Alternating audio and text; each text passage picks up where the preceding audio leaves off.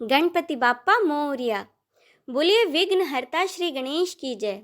बुद्धि के दाता भगवान श्री गणेश जी को प्रसन्न करने के लिए गणेश अथर्वशीष का पाठ एक बहुत ही अच्छा उपाय माना जाता है। गणेश अथर्वशीष का पाठ करने से भक्तों को भगवान श्री गणेश का आशीर्वाद प्राप्त होता है।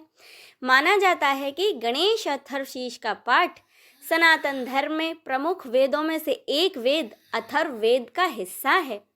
तो आइए भगवान श्री गणेश का आशीर्वाद सदा हम पर बना रहे, इसी कामना के साथ आज का वीडियो शुरू करते हैं। वीडियो शुरू करने से पहले कमेंट बॉक्स में दोनों हाथों को जोड़कर भगवान श्री गणेश की जय लिखना ना भूलें। तो चलिए आज की वीडियो शुरू करते हैं। भगवान गणेश को मेरा नमस्कार है।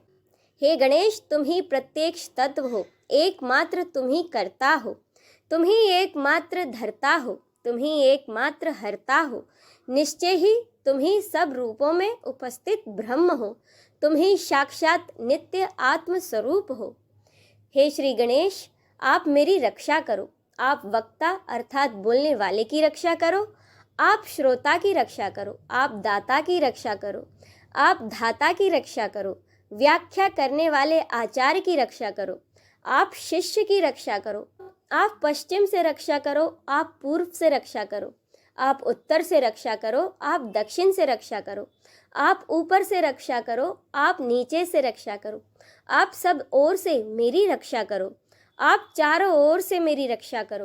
हे गणपति, तुम ही वांगमय तथा चिन्मय हो, तुम ही आनंदमय हो, तुम ही ब्रह्ममय हो, तुम ही सच्चिदानंद और अद्वितीय हो, तुम ही प्रत्यक्ष ब्रह्म हो, तुम ही ज्ञानमय तथा तुम ही विज्ञानमय हो। ये संपूर्ण जगत तुमसे ही उत्पन्न होता है, ये संपूर्ण जगत तुमसे ही सुरक्षित रहता है, ये संपूर्ण जगत तुम में ही विलय को प्राप्त होता है, ये संपूर्ण जगत तुम में ही प्रतीति हो रहा है। तुम ही भूमि, जल, अग्नि, वायु और आकाश हो, तुम ही चारों प्रकार की वाणी अर्थात परा, पश्चंती, बैखरी और मध्यमा हो। तुम प्रकृति के तीनों गुणों सत्व, राजस्व और तमस से परे हो। तुम जागृत, स्वप्न और सुसुप्ति इन तीनों अवस्थाओं से परे हो। तुम स्थूल, सूक्ष्म और वर्तमान तीनों देहों से परे हो। तुम भूत, भविष्य और वर्तमान तीनों कालों से परे हो। तुम मूलाधार चक्र में नित्य स्थित हो। इच्छा, क्रिया और ज्ञान की तीन प्रकार की शक्तियाँ तुम ही हो। प्रत्येक योगी जन तुम्हारा ही नित्य ध्यान करते हैं।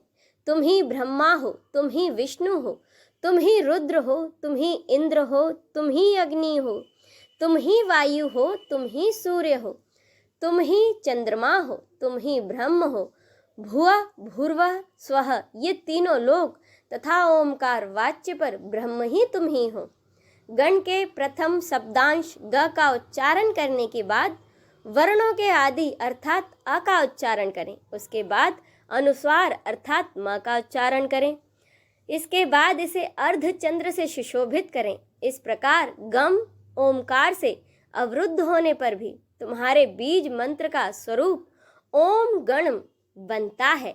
गकार प्रथम रूप है, अकार मध्य रूप है और अनुसार अनीम रूप है। बिंदु उत्तर अर्थात ऊपरी रूप है। नाद संसाधन होता है। ये सभी आपस में मिलकर ओम गण ये रूप बनाते हैं। इसे गणेश विद्या कहते हैं। गणक इसके ऋषि हैं। निच्रद गायत्री छंद है। गणपति देवता है। वह महामंत्र ओम गण गणपते नमः है। हम एक दंत को जानते हैं, वक्रतुंड का ध्यान करते हैं। वह दंती अर्थात गजानन हमें जागृति प्रदान करें। ये मंत्र गणेश गायत्री कहलाता है। भगवान एक दंत अर्थात श्री गणेश चार भुजाओं वाले हैं और वे अपने चारों हाथों में पाश, अंकुश, अभय और वरदान की मुद्रा धारण किए हुए हैं। उनकी ध्वजा पर मूषक का चिन्ह है। वे रक्त वर्ण तथा लंबोदर हैं। उनके कान सूप के समान बड़े बड़े हैं। वे रक्त के समान वस्त्र धारण करने वाले, शरीर पर रक्त चंदन का लेप किए हुए, रक्त पुष्पों से पूजे जाने वाले हैं। वे भक्तों पर अनुकंपा करने वाले हैं। जगत का कारण तथा अच्युत हैं। सृष्टि के आदि में आविर्भूत प्रकृति और पुरुष से परे श्री गणेश जी का जो नित्य ध्यान करता है वह सभी योगियों में श्रेष्ठ है। व्रातपति को मेरा नमस्कार है, गणपति को नमस्कार है, प्रथम पति अर्थात शिवजी के गणों के अधिनायक को नमस्कार है, लंबोदर एकदंत शिवजी के पुत्र तथा श्री वरद मूर्ति को नमस्कार है।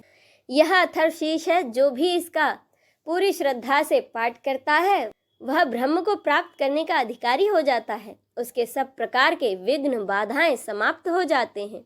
वह सब जगह सुख को प्राप्त करता है तथा वह पांचों प्रकार के महान पातकों तथा उपपातकों से मुक्त हो जाता है। जो इसका शाम के समय पाठ करता है उसके पूरे दिन के पापों का नाश हो जाता है। प्रातःकाल पाठ करने से रात्रि के सभी पापों का नाश हो जाता है। जो प्रातः शाम दोनों समय इसका पाठ करता है वह निष्पाप हो जाता है। वह सभी जगह विघ्नों का नाश कर धर्म, अर्थ, काम और मोक्ष को प्राप्त करता है। यह अथर्वशीष उनको नहीं देना चाहिए जो शिष्य ना हो। जो मोहवश अपात्र को उपदेश देता है वह महापापी हो जाता है। इस अथर्वशीष का सहस्त्र बार पाठ करने से उपासक की जो भी कामना होती है वह उसको सिद्ध कर लेता है। जो भी अथर्वशीष का पाठ करते हुए गणेश जी को स्नान कराता है वह वक्ता बन जाता है। जो चतुर्थी तिथि पर व्रत करते हुए इसका जाप करता है वह विद्वान हो जाता है। यह अथर्ववन ऋषि का वाक्य है। इसका पाठ करने वाले को कभी भय नहीं होता। जो दुर्वा के द्वारा भगवान गणेश का यज्ञ पूजन करता है वह कुबेर के समान हो जाता है। जो धानी और लाई के द्वारा यज्ञ पूजन करता है वह यशस्वी तथा मेधावी हो जाता है। जो सहस्त्र मोदकों द्वारा यज्ञ और पूजन करता है वह मनोवांछित फलों को प्राप्त करता है। जो देसी गाय के घी युक्त समिधा से यज्ञ और पूजन करता है वह सब कुछ प्राप्त कर लेता है। यज्ञ करने के बाद 8 ब्राह्मणों को सम्यक रीति से भोजन कराने पर व्यक्ति सूर्य के समान तेज प्राप्त कर लेता है। सूर्य ग्रहण में, महानदी में या श्री गणेश की प्रतिमा के पास इस अथर्वशीष को जपने से इसकी सिद्धि हो जाती है तथा वह महाविघ्न, महादोषों तथा महापापों से भी मुक्त हो जाता है। जो इस प्रकार ये जानता है वह सर्वज्ञ हो जाता है। ओम शांति शांति शांति ही। इसी के साथ यह अथर्ववेदीय गणपति उपनिषद संपूर्ण होता है। बोलिए विघ्नहर्ता श्री गणेश की जय, माता पार्वती की जय, नमः पार्वते पते, हर हर महादेव की जय।